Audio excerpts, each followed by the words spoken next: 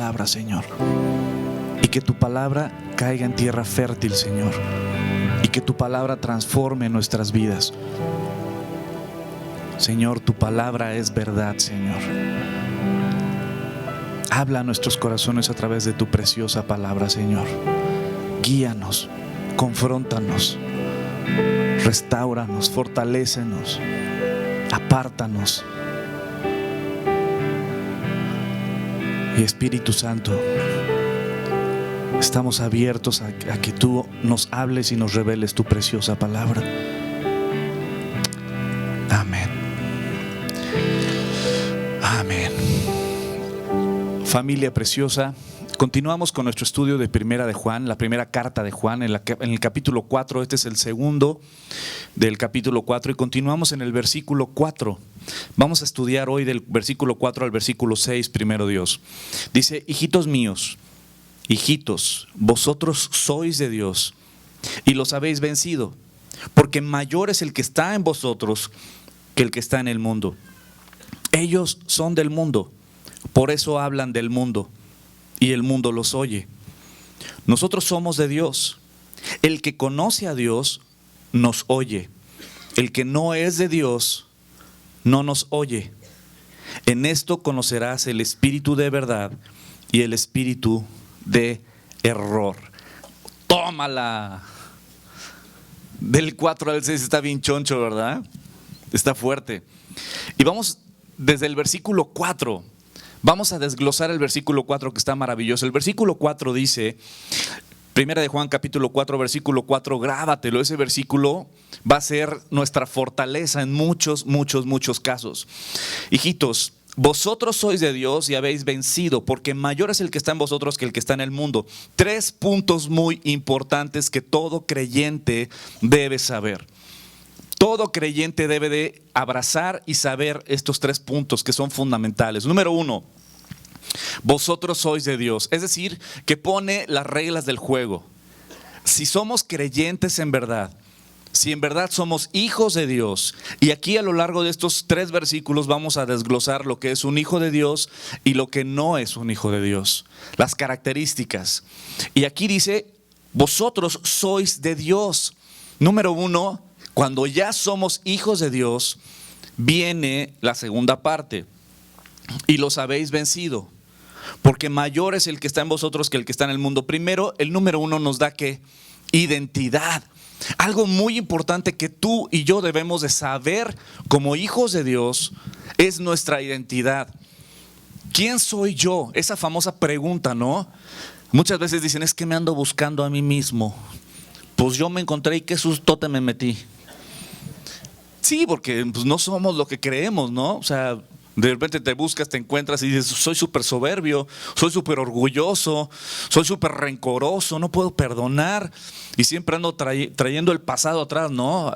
Como dicen por ahí, a veces no nos ponemos histéricos, sino históricos. Y te acuerdas que tú me hiciste esto y te acuerdas que... Pues, pero ¿sabes qué? Cuando vienes a Dios y Él cambia nuestra naturaleza, nos da una nueva identidad en Él. Y algo precioso de esa identidad que somos. Esa identidad que tú eres o que yo soy no es lo que tú haces. Es decir, lo que tú haces es fruto muchas veces de lo que tú eres, pero no es lo que tú eres.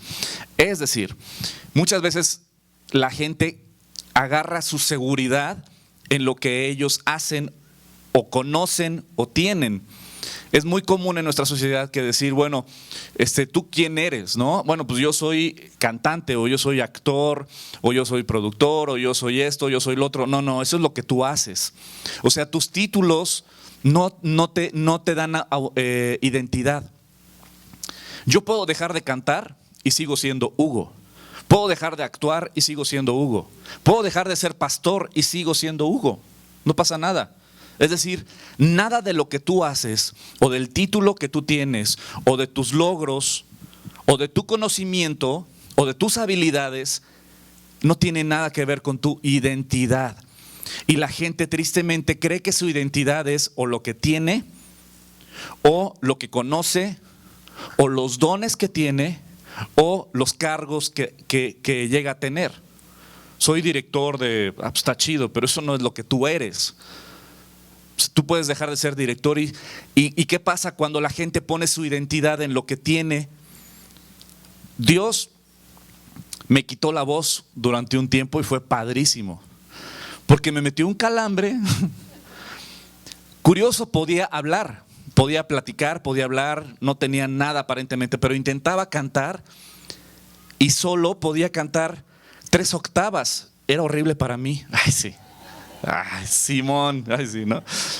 Los músicos dicen sí, claro. Ay, sí. Bueno, no, es decir, me quitó la voz. No podía cantar. No podía cantar, me quedé sin voz. Pero sí podía hablar. Sin embargo, no podía cantar. Intentaba cantar y fue un tiempo donde fui a foniatras que cobran una lana. Si hay un foniatra aquí, discúlpenme, pero ¿cómo cobran? Y gasté mucho lana en foniatras y nada me quitaba la afonía. Decía tratamientos y todo, y ya estaba desesperado. Decía, ¿qué va a pasar de mí si yo no puedo cantar? Y en ese entonces yo creí que el ser cantante era parte de mi identidad, de lo que yo soy. Y si ya no puedo ser cantante, ¿qué va a quedar de mí? ¿O qué va a quedar de ti si te quitas tus talentos, tus habilidades, tu conocimiento?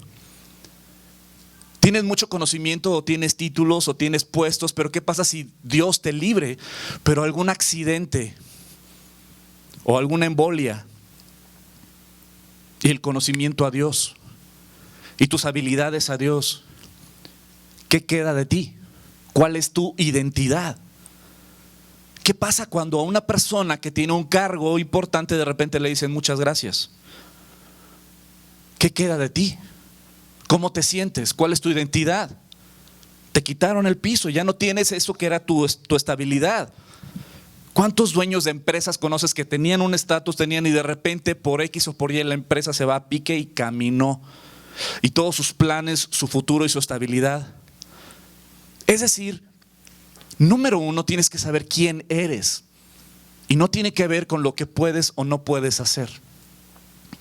Yo puedo dejar de ser pastor y sigo siendo hijo de Dios.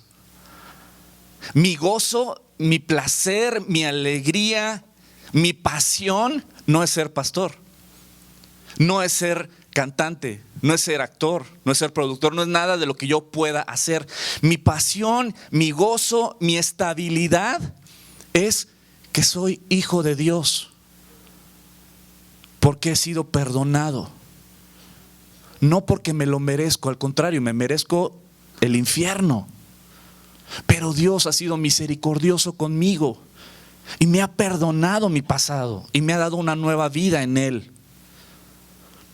Y Él me ha dado una identidad, ahora me llama su hijo por la fe en el Hijo de Dios. Mi identidad es que yo soy hijo de Dios. No es lo que yo pueda hacer, es lo que yo soy. Soy hijo de Dios. Y si dejo de ser pastor, sigo siendo hijo de Dios. Si dejo de actuar, si dejo de cantar, si dejo de hacer cualquier cosa, sigo siendo hijo de Dios. Por la fe en Jesucristo y por su misericordia y sentido del humor. ¿Sabes? ¿Tú quién eres? ¿Cuál es tu identidad? ¿Tienes lana? Ojo, Dios te va a pedir cuentas de eso que Dios te dio. ¿No tienes lana? Tu valor no lo has perdido, porque tu valor no tiene que ver con lo que tienes o no tienes. ¿Tienes un buen puesto? ¿O no tienes ningún puesto y te despidieron? Tienes el mismo valor delante de Dios. Eres hijo o hija de Dios por la fe en Jesucristo. Esa es nuestra identidad. Y número 1, ¿sabes qué? Es muy importante que tú la sepas, que tú la abraces y que tú vivas así. Y cuando entiendes esto, eres libre. Si tienes que ir a alguna entrevista de trabajo, ya no llegas temblando con el currículum, ¿no? Llegas seguro y segura. ¿Por qué? Porque tu vida está en las manos del Creador del universo y Él te ama y Él ve por ti. Porque tu identidad no es lo que tú tienes, lo que tú puedes hacer, tu conocimiento o tu currículum o tus títulos o tus diplomas o tu posición. Tu valor es que el único Hijo de Dios dio su vida por ti en la cruz para perdonarte, para salvarte y darte vida eterna. Tu identidad tiene que ver con lo eterno y no con lo temporal. Entonces el primero que dice: hijitos, vosotros sois de Dios, tú eres hijo de Dios por la fe en Jesucristo.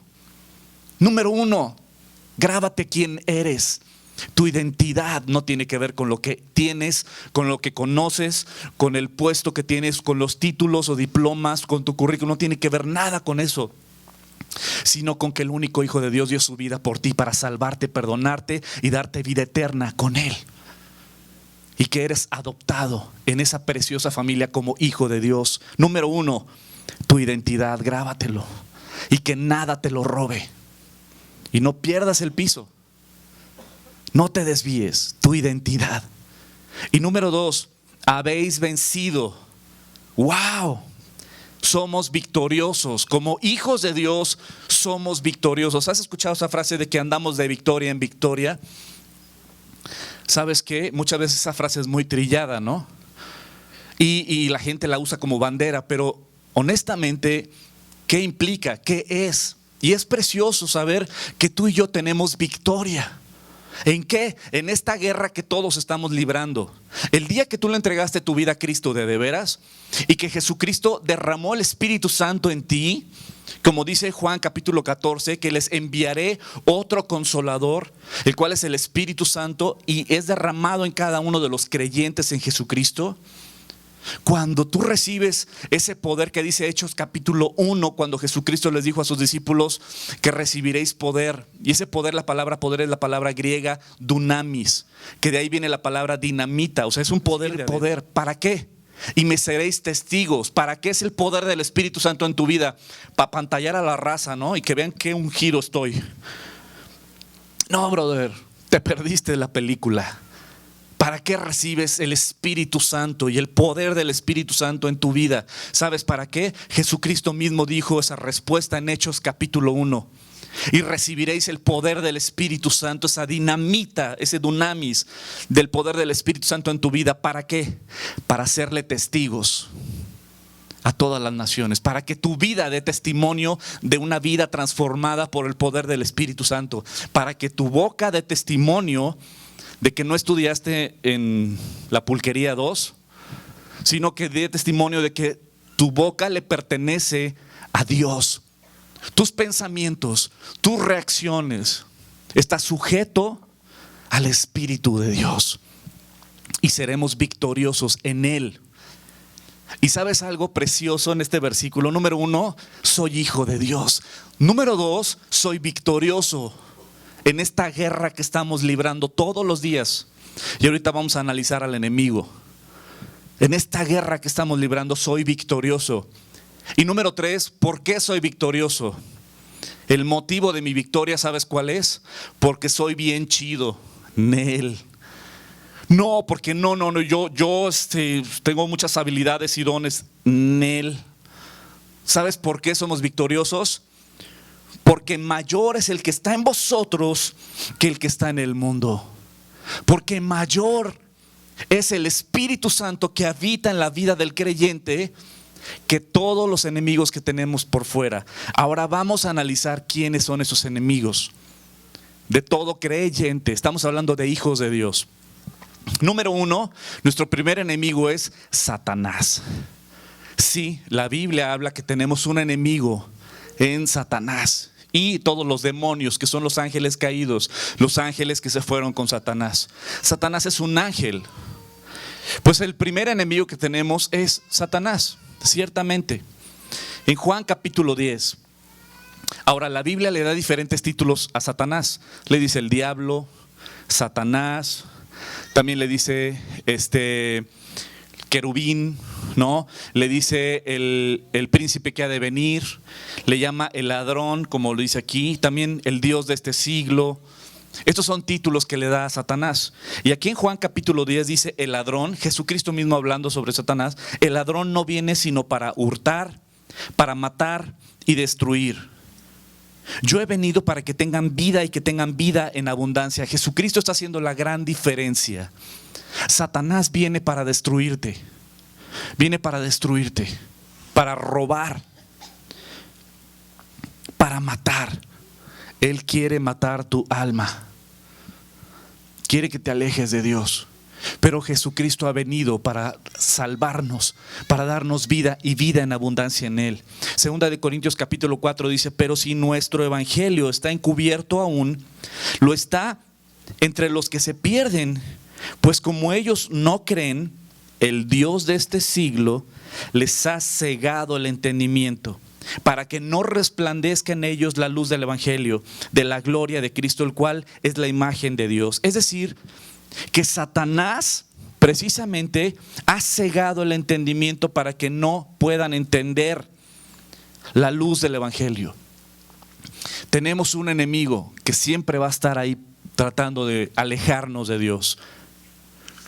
Satanás es real, es un ángel que Dios creó y se rebeló contra Dios, quiso ser igual a Dios. Dios lo destituyó y arrasó con la tercera parte de los ángeles.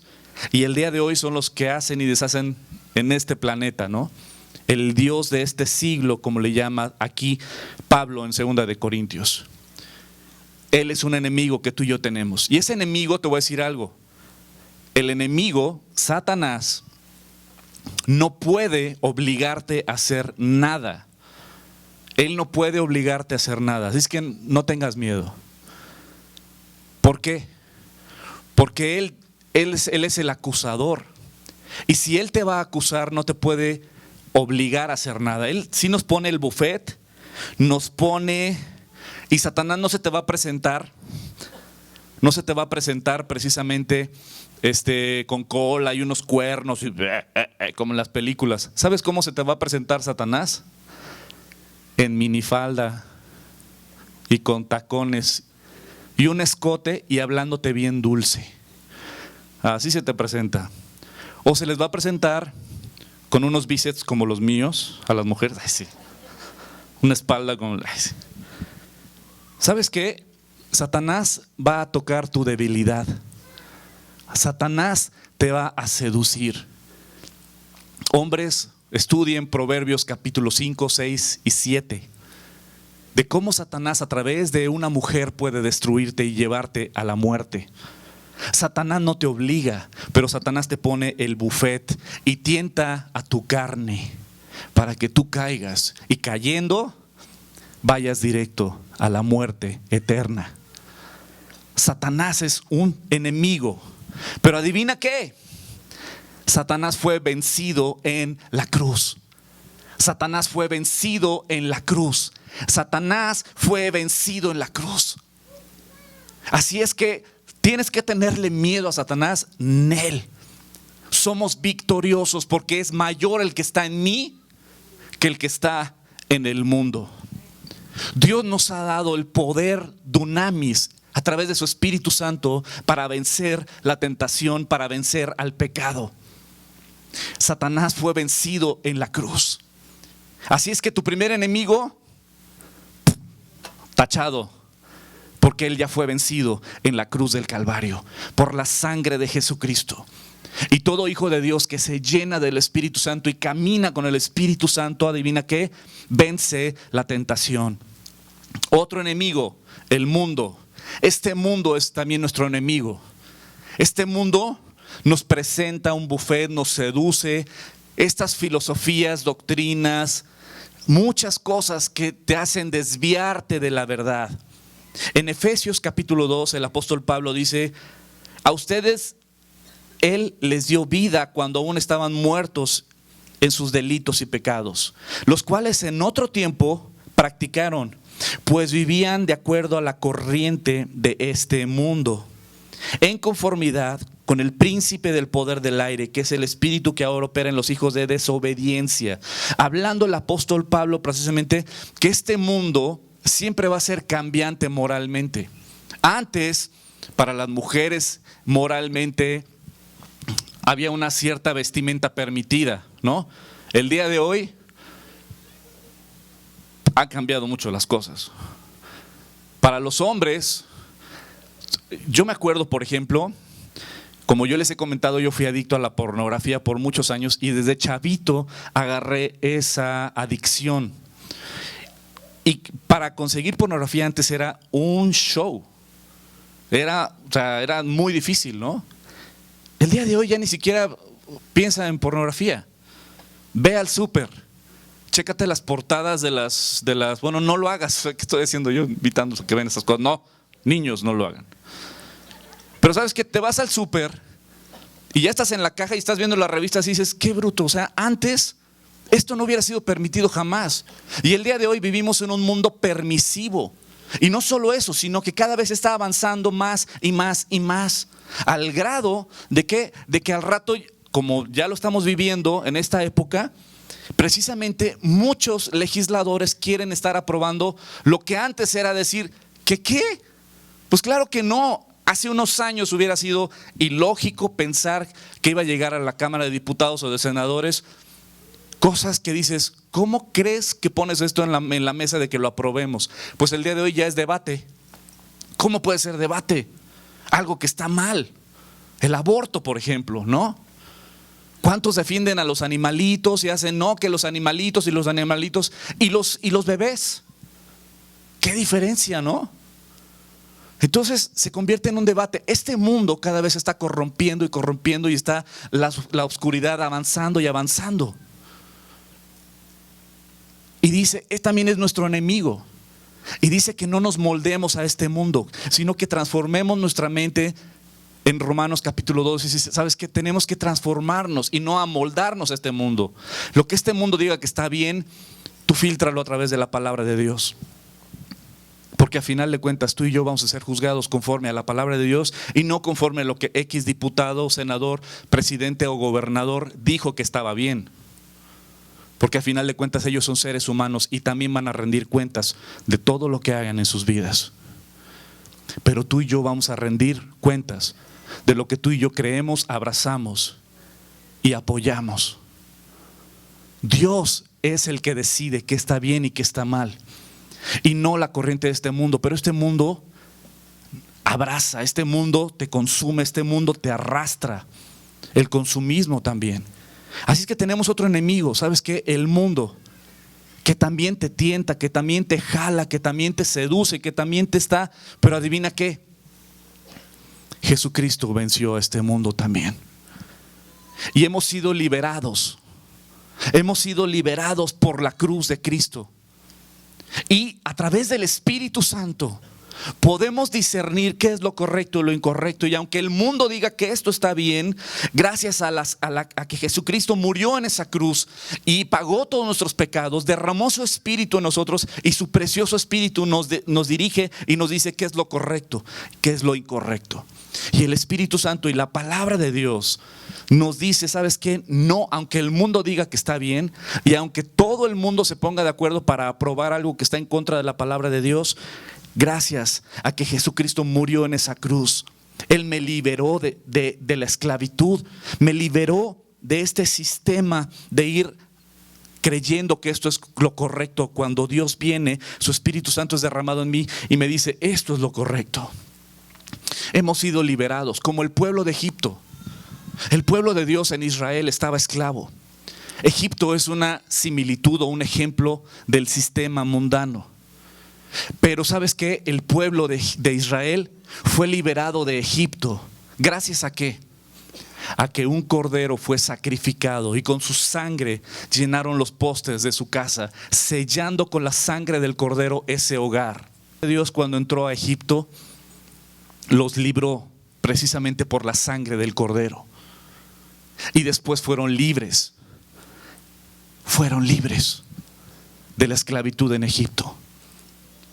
El cordero ya fue sacrificado y tú ya has sido liberada, has sido liberado. Camina en libertad, vive en libertad. Esa libertad que hay en Cristo Jesús, ese cordero que ya fue sacrificado por nuestros pecados, y no volvamos al pasado. Otro enemigo, para mí, yo creo que el más difícil para mí. El primero fue Satanás, el segundo este mundo. Pero el tercer enemigo a vencer, nuestra carne, nosotros mismos, nuestra carne. Romanos capítulo 7, el apóstol Pablo diciendo: yo sé que en mí, esto es, en mi naturaleza humana, no habita el bien, porque el desear el bien está en mí, pero no el hacerlo. Porque no hago el bien que quiero, sino el mal que no quiero. El apóstol Pablo reconociendo: ¿sabes qué? En mí no habita el bien. En mí tengo esta lucha con mi carne. El apóstol Pablo reconociendo esto. ¿Sabes qué? Santiago, capítulo 1, versículo 13. Cuando alguien sea tentado, no diga que fue tentado por Dios.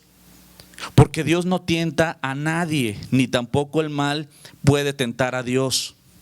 Al contrario, cada uno es tentado cuando se deja llevar y seducir por sus propios malos deseos. El fruto de estos malos deseos, una vez concebidos, es el pecado. Y el fruto del pecado, una vez cometido, es la muerte. Es decir, que cuando tú caes en tus tentaciones, cuando tú te dejas seducir por el pecado y caes en el pecado, fuiste arrasado, no por Satanás. Ahora sí que Satanás dice: pues todo yo. Ahora resulta que todo yo, ¿no? Ni fue el mundo, fuiste tú que te dejaste seducir por el pecado. Y el pecado, cuando nos arrastra, nos lleva ¿a qué? A la muerte. Efesios capítulo 2, versículo 3. Entre ellos todos nosotros también vivimos en otro tiempo. Seguíamos, ¿qué? Los deseos de nuestra naturaleza humana y hacíamos lo que nuestra naturaleza y nuestros pensamientos nos llevaban a hacer. Éramos por naturaleza objetos de la ira como los demás. Es decir, que nuestra misma carne es nuestro enemigo también y nos lleva y nos arrastra y nos anda jalando. Y dentro del creyente hay una lucha. Antes no existía esa lucha, pero cuando tú le entregaste tu vida a Jesucristo y el Espíritu Santo fue derramado en ti, entonces empieza una lucha que antes no tenías. Ahora ya los ambientes donde antes te gustaba estar, ya dices: ya no pertenezco aquí. Ahora los chistes de los cuales antes los contabas y te carcajeabas, ahora dices: ya no pertenezco aquí, porque el Espíritu Santo te aparta. Antes podrías fornicar y tú, pues es amor. Ahora con el Espíritu Santo dentro de ti dices: Nel, no es para un hijo de Dios o una hija de Dios. Antes podrías mentir y justificar que tu mentira pues fue piadosa, pero ahora en Cristo tú no puedes mentir ni una sola vez. Y dices: tengo que ser íntegro, porque cuando vives una doble vida te sientes mal y mal y mal y dices: no puedo continuar así. El Espíritu Santo te aparta del pecado. El Espíritu Santo te ayuda a apartarte de lo que a Él le ofende. Y adivina qué, también tú y yo somos vencedores por el Espíritu Santo en nuestras vidas. Tú y yo somos vencedores de esa carne. Podemos vencer a Satanás, podemos vencer a este mundo y podemos vencer a nuestra carne. ¿Y sabes por qué? Porque el Espíritu Santo ha sido derramado en ti y en mí. Tú y yo tenemos esa victoria de la cual está hablando primera de Juan capítulo 4 versículo 4. Porque es mayor el que está en mí que el que está en el mundo. Romanos capítulo 8. ¿Qué pues diremos a esto? Si Dios es por nosotros, ¿quién contra nosotros? Ahora sí que échenme al toro. El que no escatimó ni a su propio hijo. ¿Qué significa escatimar? El que no escatimó ni a su propio hijo, sino que lo entregó por todos nosotros, ¿cómo no nos dará también con él todas las cosas? ¿Quién acusará a los escogidos de Dios? Si Dios es el que justifica, ¿quién es el que condenará? Cristo es el que murió, más aún el que también resucitó, el que además está a la diestra de Dios, el que también intercede por nosotros. Versículo 37 dice: antes en todas estas cosas somos más que vencedores por medio de aquel que nos amó. Tú y yo somos vencedores. ¿Por quién? Por medio de Jesucristo. Chicos, yo no soy fuerte, yo no soy sabio, yo no soy perfecto. Yo estoy lleno de luchas dentro de mí, con mi carne todos los días. Todos los días, con mis pensamientos, con mis palabras, con mis hechos, con mi carácter. Todos los días tengo luchas y luchas. Pero cada vez que tengo estas luchas, me acuerdo, ¿sabes qué? Dios me ha dado su Espíritu Santo para vencer a la carne. Tú no puedes vencer a la carne con la carne.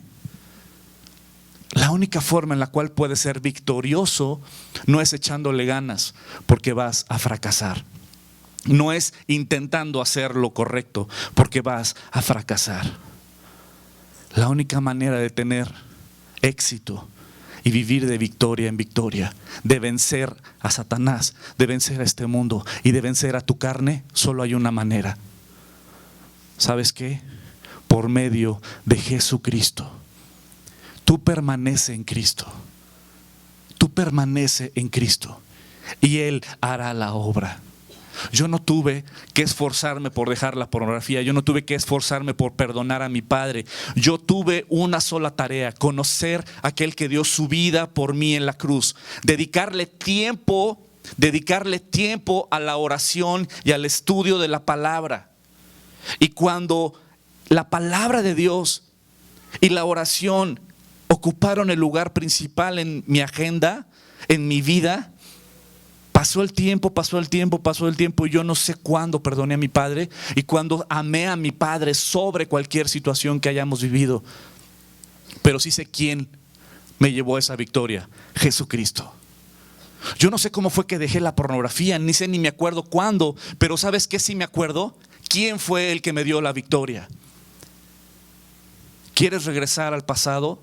Aléjate de la palabra de Dios, aléjate de la oración, aléjate de la comunión unos con otros, porque hay algunos que dicen: no, es que yo puedo tener mi relación solo con Dios en mi casa. Falso, y tú lo sabes.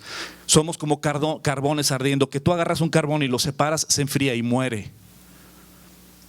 Pero juntos ardemos.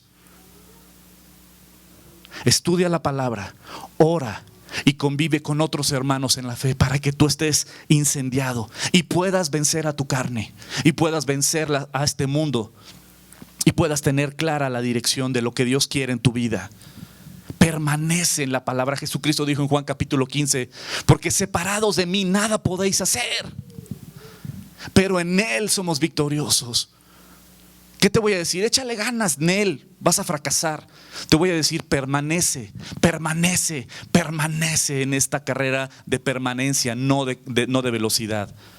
Permanece en aquel que dio su vida por ti, en la oración, en el estudio de la palabra y en la comunión con los hermanos. Y solo así tendrás la victoria. Isaías 53, versículo 5: mas Él herido fue por nuestras transgresiones, molido por nuestras iniquidades. El castigo de nuestra paz cayó sobre Él, y por sus heridas hemos sido sanados. Él es el que nos da la sanidad. Él es el que nos levanta. Él es el que nos perdona. Él es el que, ¿sabes qué? Cuando fallas, cuando fracasas, no viene y te juzga y te dice: ya ves, te lo dije. Pedro dijo: no, yo nunca te negaré, Señor, yo hasta la muerte iré contigo. Y Jesús volteó y dijo: Pedro, yo te conozco y aún así te elegí. Jesucristo sabía que Pedro le iba a negar, ¿sí o no? Claro que sí. ¿Y por qué lo eligió? ¿Por qué lo eligió si él ya sabía que lo iba a negar? Y sin embargo Jesús lo eligió sabiendo que él iba a fallar. Y le dijo: Pedro, antes de que el gallo cante, tú me habrás negado 3 veces, pero estoy orando por ti. Estoy orando por ti, para cuando regreses, confirmes a tus hermanos, fortalezcas a tus hermanos. Y Pedro le negó. Y Pedro falló.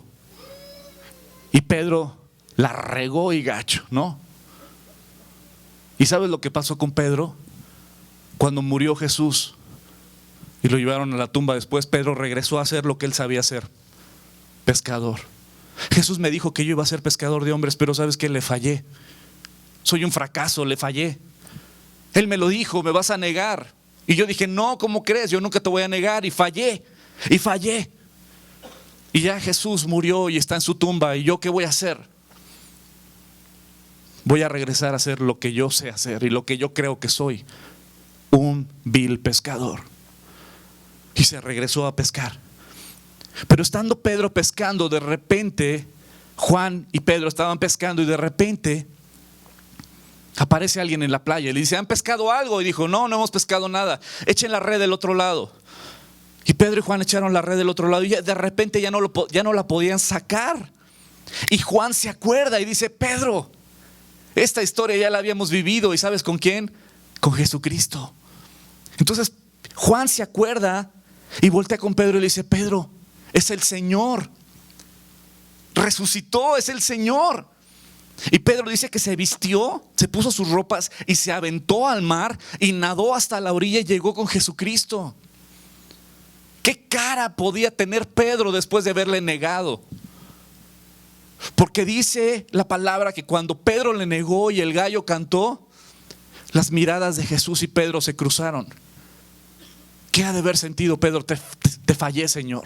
Soy un fracaso en caminar contigo. Yo pensé que podía servirte de algo y fracasé y soy un fracaso, Señor.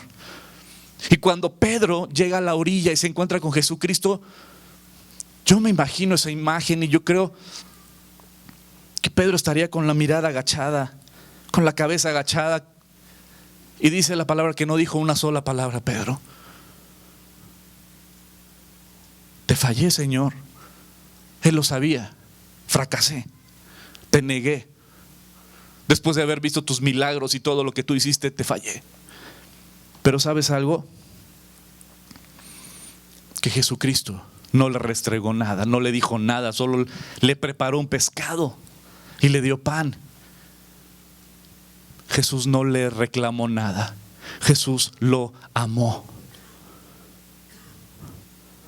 Y le dijo: Pedro, ¿me amas? Apacienta mis ovejas. Y se lo dijo 3 veces, las mismas 3 veces que Pedro le negó. Hijitos, vosotros sois de Dios y habéis vencido, porque mayor es el que está en vosotros que el que está en el mundo. Jesucristo te da identidad. Jesucristo nos da la victoria. Y Jesucristo es el motivo de la victoria, porque Él murió en esa cruz por nuestros pecados. Él murió en esa cruz por nuestros pecados. Primera de Juan capítulo 4. Ellos son del mundo, por eso hablan del mundo. ¿Sabes qué? Voy a pararle aquí. Vamos a continuar el próximo domingo con el resto. Y quiero concluir con esto.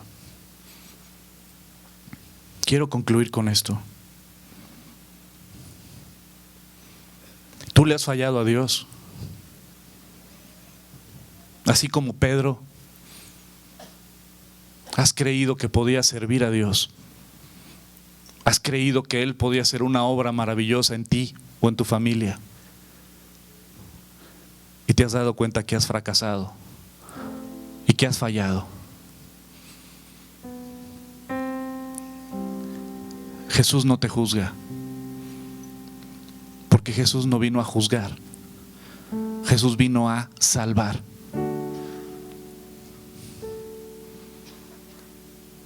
Juan 3:16 tal vez es el versículo más famoso que todo mundo habla, pero el 17 es glorioso. Juan 3:16 dice que de tal manera el Padre nos amó que envió a su único Hijo para que a través de Él tuviéramos perdón de pecados.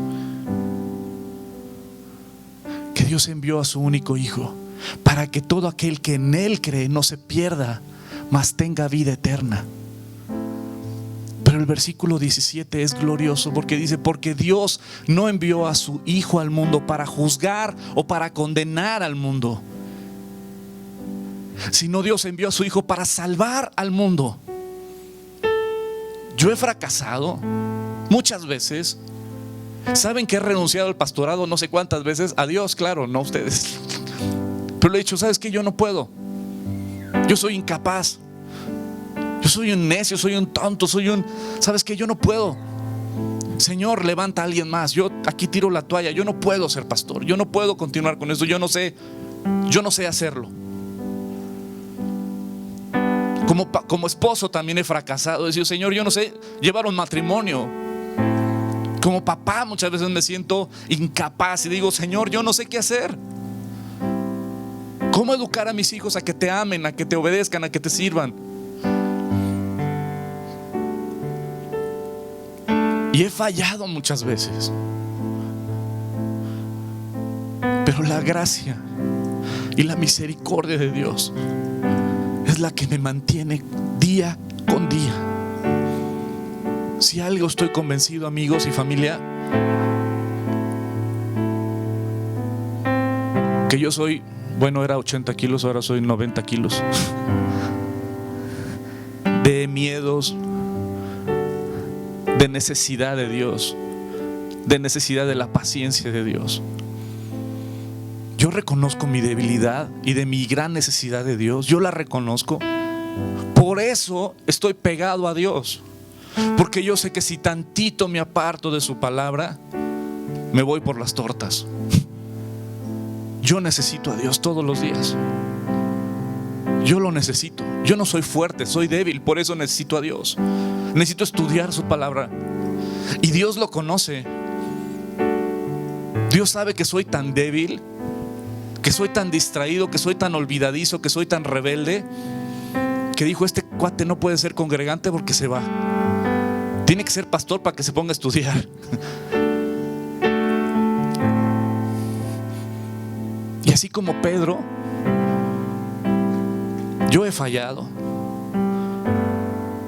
pero Dios ha venido a salvarme y envió a su Hijo a morir por todos mis errores y a darme una nueva vida, una nueva oportunidad, y a darme la victoria en Él.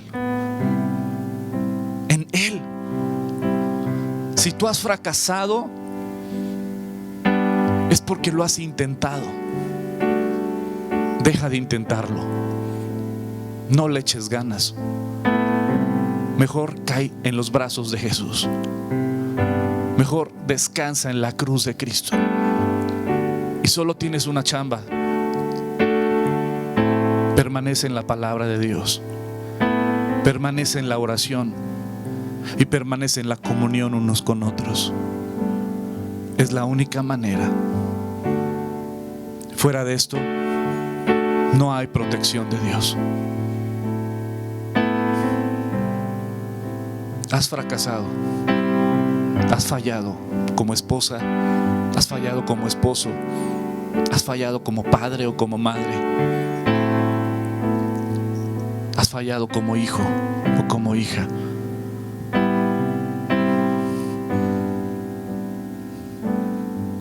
Entonces cierra tus ojos. Cierra tus ojos. Dios lo conoce. Dios conoce tu historia como la mía. Dios conoce todo. Dios lo sabe todo. Dios lo ha visto todo. Y esta es una oportunidad para ti. Que salgas por esa puerta no igual como entraste. Tú puedes salir por esa puerta igual como entraste, o puedes salir por esa puerta perdonada y perdonado. Y ahí en tu lugar, sé neta, sé honesto y honesta con Dios. Él ya lo sabe. No le puedes ocultar nada. Y ahí dile, Señor, perdóname. Así como Pedro, te he fallado. Te he fallado, Señor, perdóname. Cambia esta naturaleza, Señor. Ayúdame a cambiar. Limpia mi pecado, Señor. Limpia mi pasado, Señor.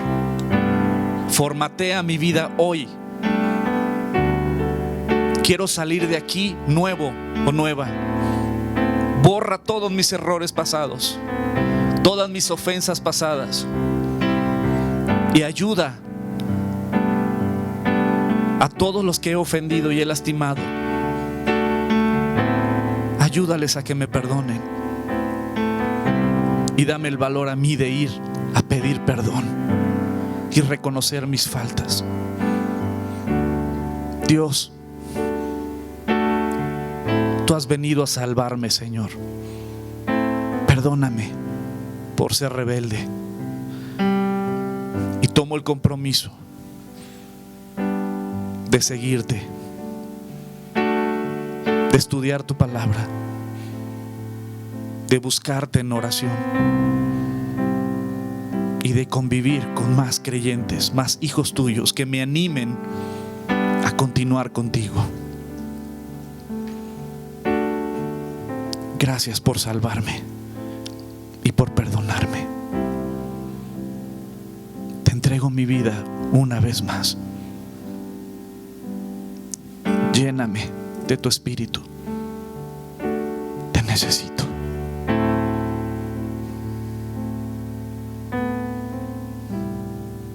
Te necesito.